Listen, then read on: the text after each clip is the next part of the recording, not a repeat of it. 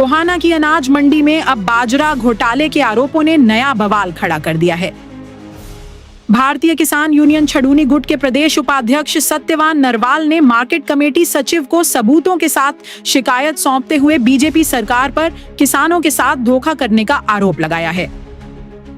Press वार्ता में नरवाल ने दावा किया कि गोहाना मंडी में फर्जी गेट पास काटकर लाखों का खेल किया गया। आरोप है कि फरीदाबाद, नूह और मेवात से बाजरा आने की एंट्री दिखाई गई, लेकिन असल में मंडी में एक दाना भी नहीं पहुंचा। इसके बावजूद प्रति क्विंटल 575 रुपए का फायदा उठाया गया। सत्यवान नरवाल ने कहा कि सरकार किसानों को राहत देने की बजाय सिर्फ कागजों में खेल कर रही है। उन्होंने खरीफ फसलों के एमएसपी में मामूली बढ़ोतरी को भी किसानों के साथ मजाक बताया। उनका कहना है कि डीजल पेट्रोल के दाम बढ़ने से खेती और महंगी हो जाएगी, जबकि फसलों के दाम नहीं बढ़ाए जा रहे। उन्होंने चेतावनी दी कि अगर यही हाल रहा तो किसान खेती छोड़ने पर मजबूर हो जाएंगे। आज जो ये प्रेस कॉन्फ्रेंस की गई है, दो मुद्दों को लेकर की गई है। एक तो गोहाना की नई अनाज मंडी में इसी सीजन में बाजरे में फरीदाबाद, नूह, मेवात से बाजरा आवक दिखा दिया गया। एक भी दाना बाजरा का वहां से आया नहीं। फर्जी गेट पास काट दिए गए, फर्जी बिक्री दिखा दी गई और 575 रुपये प्रति क्विंटल 72 का ले लिया गया। यानी कि सरकार को भी चुनना है और किसानों को भी चुनना है। इसकी निष्पक्ष जांच हो और दोषियों के खिलाफ कार्रवाई हो। दूसरी हमारी मांग है कि जो खरीफ 2026 की जो फसलों का रेट तय किया गया सरकार द्वारा, वो ऊंट के मुंह में जीरे के समान है। मक्के का मात्र 10 रुपये प्रति क्विंटल बढ़ाया गया है, दाल का 12 रुपये प्रति क्विंटल बढ़ाया गया है, जबकि धान का इतना खर्च बढ़ने के बावजूद मात्र 70 रुपये क्विंटल बढ़ाया गया है।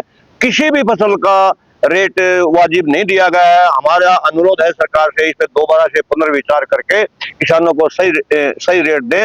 अब सरकार पंचायती जमीनों की बोली कर रही है, वो भी कह रही है कि 10% बढ़ा के ले सकते हैं, लेकिन हमारी फसलों के भी अगर सरकार 10% रेट बढ़ा देती तो कुछ हमारे को भी राहत मिलती, लेकिन हमारे को तो आधा % भी फसलों का रेट नहीं बढ़ाया गया। ये बड़ा दुर्भाग्य है और गोहाना में एक बहुत बड़ा बाजरे का घोटाला हुआ है। हम उसकी निष्पक्ष जांच की मांग कर रहे हैं। इन दो बातों को लेकर प्रेस कॉन्फ्रेंस की गई है।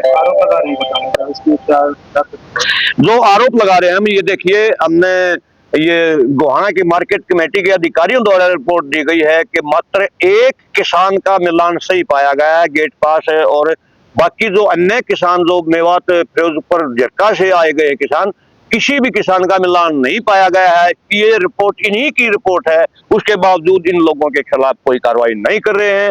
हमारी माननीय मुख्यमंत्री महोदय से मांग है कि जिस तरह से धान घोटाले में दोषियों के खिलाफ कड़ी कार्रवाई करते हुए उनको निलंबित किया, सस्पेंड निलंबित टर्मिनेट किया गया है, उसी तरह यहाँ गोहाना में भी जो इन्होंने घोटालेबाजों को कड़ी से कड़ी सजा दी जाए ताकि भविष्य में कोई घोटाला ना हो। प्रदेश में पेट्रोल डीजल के भाव बढ़े, कितना फर्क पड़ेगा? बहुत ज्यादा फर्क पड़ेगा। महंगाई चरम सीमा पर पहुंचेगी, क्योंकि ट्रांसपोर्ट और सारी की सारी मतलब डीजल और पेट्रोल पे ही टिकी हुई है। देखिए, अगर ऐसे ही चलता रहा तो थोड़े समय में महंगाई चरम सीमा पर पहुंच जाएगी, लोगों में त्राही मचने वाली है।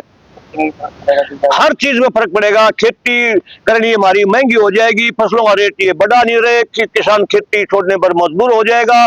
यहाँ कंपनियों से खेती करवाने के चक्कर में है। हमारी ये मांग है कि जो हमारी फसलों के रेट हैं वो वाजिब ज्यादा से ज्यादा बढ़ाएं, हमारा फसलों का निर्यात किया जाए, आयात ना किया जाए, इस देश के किसान और मजदूर को बचाया जाए, इसको बर्बाद ना किया जाए। ऐसी पॉलिसी बनाई जिस तरह से अमेरिका से जो ट्रेड डील होने जा रही है वो भी गंभीर विषय है। हमारा अनुरोध है आपके चैनल के माध्यम से वो ट्रेड डील तुरंत रद्द हो और हमारा जो उत्पादन है, चाहे गेहूं का, चाहे अनाज, मक्का, दालें जो भी है, वो निर्यात किया जाए।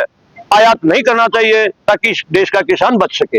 ये आरोप नहीं, ये एक सत्य बात है, क्योंकि हमारे पास उनकी डिटेल है जो उन्होंने दी गई है। किसानों की डिटेल है, जो किसानों के नाम यहाँ पर लिखे गए 41-42 किसानों के जो डेटा है कि भाई इस किसान का अतीन से आया, नूह से आया, मेवात से आया, फिरोजपुर, झरका से आया। सीधी ही बात है, जब मेरे को 10 रुपए के परले जी के बिस्कुट यहाँ मिल रहे हैं और 10 के मैं रोहतक लेने जाऊंगा तो क्या प्रॉफिट होगा? ऐसे ही जो बाजरे का भाव है वो निर्धारित था। निर्धारित बाजरे का भाव फरीदाबाद में भी वही है, वो या गोहाना में भी वही रेट है। तो फरीदाबाद के किसान गोहाना में क्या किस लिए बेचने आएंगे। ये दिखता वो है घोटाला हुआ है हमारी मंडी में। जो इसमें अधिकारी हैं और जो आड़ती हैं या जो किसान फर्जी बनाए हैं उनके खिलाफ सख्त से सख्त कार्रवाई हो। अगर नहीं होती तो फिर ये जो पोर्टल और ये समय सीमा बांधी जाती है सरकार के द्वारा, इसको खत्म किया जाए। सिर्फ और सिर्फ किसान को परेशान करने के लिए साबित होती नजर आ रही। कितने किसानों के सामने लगभग 42 किसानों के नाम हमारे पास हैं जिनके यहाँ से गेट पास कटे हुए, जिनके नाम से कितना बाजरा लगभग 2,500 क्विंटल बाजरा आया दिखाया गया है। तो रिकॉर्ड नहीं, कोई रिकॉर्ड नहीं है।